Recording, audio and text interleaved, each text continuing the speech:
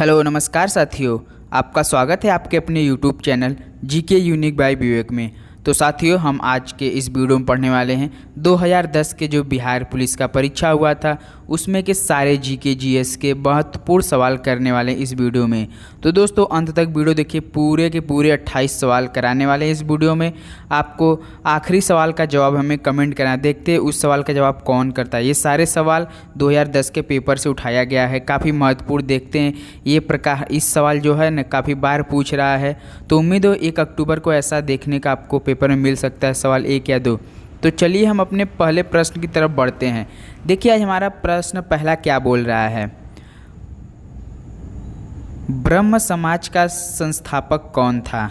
Option आपके क्या है? ए है Ishwar Chandra Vidyasagar, option B Keshav Chandra Sen, option C Dayanand Saraswati, option D Raja Ram Mohan Roy. तो ब्रह्म समाज का संस्थापक कौन थे? राजा राम मोहन राय। ऑप्शन डी हमारा क्या हो जाएगा? बिल्कुल सही जवाब हो जाएगा। तो चलिए अगले सवाल में बढ़ते हैं। प्रश्न 2, गौतम बुद्ध कहाँ पैदा हुए थे? ये देखिए सवाल ऐसा वैसा नहीं, 2010 के जो पेपर हुआ था ना उसी के सवाल हैं, कहीं से उठाया नहीं गया है और कहीं से। तो ऑप्शन आपके क्या है? कपिलवस्तु, ऑप्शन बी है लुम्बिनी में, ऑप्शन सी है सारनाथ में, ऑप्शन डी है इलाहाबाद में। तो इसका बिल्कुल सही जवाब है लुम्बिनी में। ऑप्शन बी हमारा क्या हो जाएगा? बिल्कुल सही जवाब हो जाएगा। तो चलिए प्रश्न नंबर 3 पे चलते हैं। बुद्ध चरित्र का लेखक कौन था? ऑप्शन है हरिशेण, ऑप्शन बी अश्वघोष, option C Vasumitra, option D Kalidasa.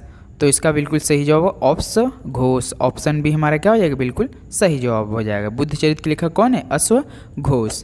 तो चलिए प्रश्न 4 पे चलते हैं। देखिए आपके पास एकदम समय नहीं है, इसलिए हम जल्दी जल्दी सवाल कराएंगे। अब आपको जवाब देना है 28 में से आपका कितना सही हुआ है, और आपको अगला भी सब्जेक्ट पढ़ने के लिए काफ़ी टाइम चाहिए, इसलिए जल्दी जल्दी सवाल हम कराने का कोशिश करेंगे इस वीडियो में। देखिए सिंधु घाटी के निवासियों को किस धातु का ज्ञान प्राप्त नहीं था? जो सिंधु घाटी के निवासी थे ना, उन लोगों को किस धातु का ज्ञान प्राप्त नहीं था? ए सोना, बी चांदी, सी लोहा, डी तांबा। तो बता सकते हैं किसका ज्ञान नहीं था उन लोग के पास? लोहा का। ऑप्शन सी हमारा क्या हो जाएगा? बिल्कुल सही जवाब हो जाएगा। तो चलिए प्रश्न चलते हैं 5 पे बढ़ते हैं। दिल्ली के किस सुल्तान ने घोड़ों को दागने की प्रथा प्रारंभ की थी? ऑप्शन आपके क्या है? ए इल्तुतमिश, बी है बलबन, सी है अलाउद्दीन खिलजी, ऑप्शन डी फिरोज शाह तुगलक। तो इसका बिल्कुल सही जवाब होगा अलाउद्दीन खिलजी। ऑप्शन सी हमारा क्या हो जाएगा? बिल्कुल सही जवाब हो जाएगा। तो चलिए प्रश्न 6 पर चलते हैं। चालुक्य वंश की राजधानी थी, जो चालुक्य वंश थे उसकी राजधानी कहाँ थी? ऑप्शन है वातापी, बी है कन्नौज, सी है मान्यखेत, डी है कांची। तो इसका बिल्कुल सही जवाब वातापी। ऑप्शन है हमारा क्या हो जाएगा? बिल्कुल सही जवाब हो जाएगा। तो अब अगले सवाल पे देखते हैं। प्रश्न नंबर 7, महान भगत सिंह, सुखदेव और राजगुरु को जब फांसी दी गई तब भारत का वायसराय कौन था? ऑप्शन ए है लॉर्ड कर्जन, बी है lord Irwin, option C lord Minto, option D lord James Ford. तो बता सकते हैं महान भगत सिंह, सुखदेव और राजगुरु को जब फांसी दी गई थी तो उसमें भारत का वायसराय कौन था? तो दोस्तों लॉर्ड इरविन। ऑप्शन बी हमारा क्या हो जाएगा? बिल्कुल सही जवाब हो जाएगा। तो दोस्तों उम्मीद है ये सारे सवाल काफ़ी महत्वपूर्ण आपको लग रहे हैं। अगर महत्वपूर्ण लग रहे हैं तो अपने भाई के चैनल को एक अपना प्यार देना ना भूलिएगा। प्लीज़ चैनल को हमारे लाइक और सब्सक्राइब करना ना भूलिएगा। तो चलिए प्रश्न 8 पे चलते हैं। निम्नलिखित में से किस एक पत्रिका का प्रकाशन महात्मा गांधी ने अपने दक्षिण अफ्रीका प्रवास के दौरान किया था? ऑप्शन ए है अफ्रीकन्स, बी है Indian opinion, option C India gazette, D है नव जीवन। तो कौन से किए थे दोस्तों? Indian opinion. ऑप्शन भी हमारा क्या हो जाएगा? बिल्कुल सही जवाब हो जाएगा। तो चलिए प्रश्न 9 पे चलते हैं। 9 क्या बोला है? प्राचीन भारत में निम्नलिखित में से किस शासक ने जैन धर्म स्वीकार कर संन्यास ले लिया था? जो प्राचीन भारत में निम्न था ना, किस शासक ने जैन धर्म स्वीकार करके उसके बाद संन्यास ले लिया था? ऑप्शन ए है बिम्बिसार, बी है चंद्रगुप्त मौर्य, सी है पुष्यमित्र, डी है हर्ष। तो कौन थे ऐसे दोस्तों? चंद्रगुप्त मौर्य। ऑप्शन बी हमारा क्या हो जाएगा? बिल्कुल सही जवाब हो जाएगा। तो चलिए प्रश्न नंबर 10 पे चलते हैं। ड्रेकन्सबर्ग किस देश का एक प्रसिद्ध पर्वत है? जो ड्रेकन्सबर्ग है ना वो किस देश का एक प्रसिद्ध पर्वत है? ए तंजानिया, बी सूडान, सी केन्या, डी दक्षिण अफ्रीकी संघ। तो 10 का बिल्कुल सही जवाब दक्षिण अफ्रीकी संघ, डी हमारा क्या हो जाएगा? बिल्कुल सही जवाब हो जाएगा। तो चलिए प्रश्न 11 पे बढ़ते हैं हम। अधिकतर भारतीय किस समूह से, जो हमारे अधिकतर भारतीय हैं किस समूह से हैं? ए काकेशियन, बी मंगोलायड, सी केन्या, डी है दक्षिणी अफ्रीकी संघ। तो 11 का बिल्कुल सही जवाब हो जाएगा काकेशियन। ऑप्शन ए हमारा क्या हो जाएगा? बिल्कुल सही जवाब हो जाएगा। तो चलिए प्रश्न 12 देखते हैं। कर्क रेखा और मकर रेखा के बीच की क्षेत्र को क्या कहते हैं? जो कर्क रेखा और मकर रेखा उनके बीच के क्षेत्र को क्या कहते हैं? ऑप्शन ए शीतोष्ण कटिबंध, ऑप्शन बी शीत कटिबंध, ऑप्शन सी उष्ण कटिबंध, ऑप्शन डी इनमें से कोई नहीं। तो क्या कहते हैं कर्क रेखा और मकर रेखा के बीच के क्षेत्र को? तो 12 का बिल्कुल सही जवाब होगा उष्ण कटिबंध। ऑप्शन सी हमारा क्या हो जाएगा? बिल्कुल सही जवाब हो जाएगा। उम्मीद है दोस्तों आपको यह वीडियो काफ़ी अच्छा लग रहा होगा। काफ़ी इंपॉर्टेंट सवाल, ये सारे सवाल 2010 के बिहार सिपाही जो एग्जाम हुआ था ना उसी के सारे सवाल है। तो चलिए प्रश्न 13 पे बढ़ते हैं। प्रश्न 13 क्या बोला? समुद्री तट के सहारे कोहरे के निर्माण का कारण है। जो समुद्र के तट के सहारे है ना, कोहरे के निर्माण का कारण क्या है? ए है अभिवहन, बी है बीकीकरण, सी है संवहन, डी है संचालन।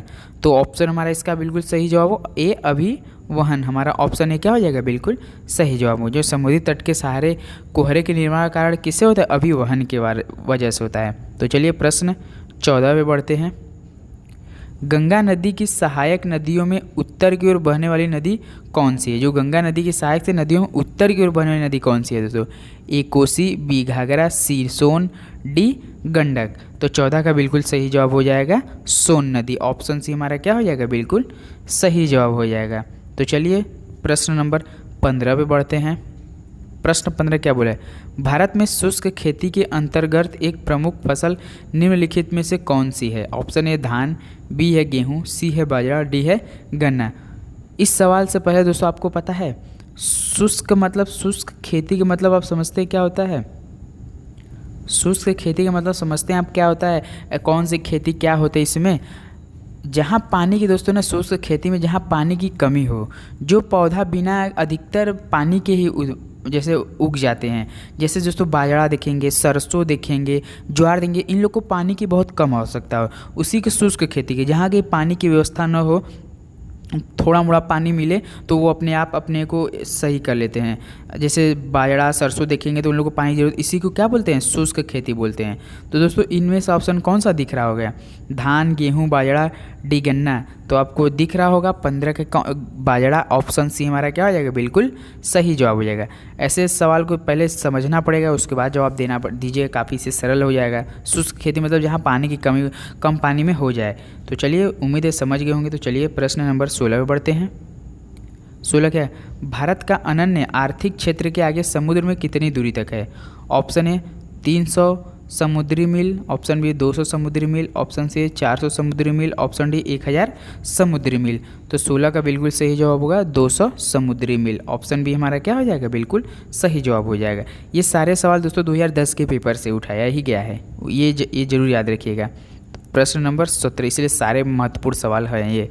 प्रश्न 17, निम्नलिखित नदी समूहों में से किस समूह की नदियों का उद्गम मानसरोवर झील के निकट है? बता सकते हैं? ए है गंगा यमुना सिंधु, ऑप्शन बी है Ganga Sindhu Brahmaputra, option C Brahmaputra Satluj Sindhu, option D Brahmaputra Ganga Yamuna. तो 17 का बिल्कुल सही जवाब होगा ब्रह्मपुत्र सतलज सिंधु। ऑप्शन सी हमारा क्या हो जाएगा? बिल्कुल सही जवाब हो जाएगा। जो मानसरोवर झील के निकट में है, नदियों का उद्गम मानसरोवर झील के कौन कौन से? ब्रह्मपुत्र, सतलज और सिंधु। तो चलिए प्रश्न नंबर 18 पे चलते हैं। प्रश्न 18, निम्नलिखित राष्ट्रमार्गों में से किसकी सबसे अधिक लंबाई है? किसकी राष्ट्रमार्गों में से किसकी सबसे अधिक लंबाई है? ऑप्शन आपके आगरा मुंबई से है, कि बी चेन्नई थाड़े, सी है कोलकाता हजीरा रहेगा दोस्तों, डी है पुणे मछलीपट्टनम। तो 18 का बिल्कुल सही जवाब होगा कोलकाता हजीरा। यहाँ से जो हजारा लिखा है ना, हजीरा हो जाएगा दोस्तों। यहाँ सही के लिए यहाँ पर हजीरा हो जाएगा।